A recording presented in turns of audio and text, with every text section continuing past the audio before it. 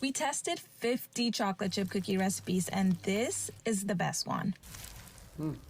If you introduce yourself as someone who makes the best chocolate chip cookie, you immediately appear to be more trustworthy. Let's learn this recipe together. Now just keep in mind not only the amount of ingredients that you have to have, but the time it takes to actually make 50 different chocolate chip cookie recipes. Number one secret to a perfect chocolate chip cookie is to brown your butter. It adds that nutty, rich depth of flavor that you would find in your local bakery. So when I finally decided to make this recipe, I realized the recipe is in their bio. When I clicked on the bio, I realized the recipe is in a separate link. When I clicked on that link, it took me to a whole separate gallery of recipes that I have to scroll down so far to find the cookie recipe. And when I clicked into the cookie recipe, I have to watch ads and read through the author's entire life story to get to the ingredients. I hate when people do stuff like that. So to make it easy for all of you, I have listed the ingredients on my Instagram, link in bio.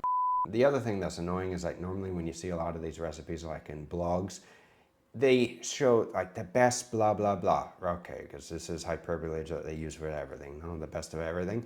But then when you go into the link, you have to scroll and scroll and scroll, go past all the ads and all the BS and go down to the bottom to find the recipe just to see the measurements.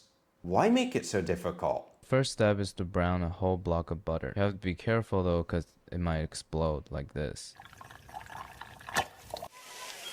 And once it's so foamy, you can't tell if it's brown or not. It's probably time to take it out. They're making beurre noisette, which is brown butter. If you want to brown the butter even darker, this is called beurre noir, or black butter, and it will have more of a bitter flavor. You lose some of the water during the browning process, so we recommend adding a few tablespoons back in. I'm gonna put some ice cubes in it because ice in hot oil sounds pretty fun. For a chewy, soft texture, we recommend using a mixture of bread and all-purpose flour. So 1 3/4 of a cup of AP flour. Whenever the recipe requires a mixture of flours, I just use all-purpose. It's called all-purpose for a reason, along with a teaspoon of salt and a teaspoon of baking soda. What she was doing though in the original recipe is actually a good thing. You do want to sieve the flour just in case if you have any lumps. We also like adding in a teaspoon of espresso powder to enhance the chocolate flavor.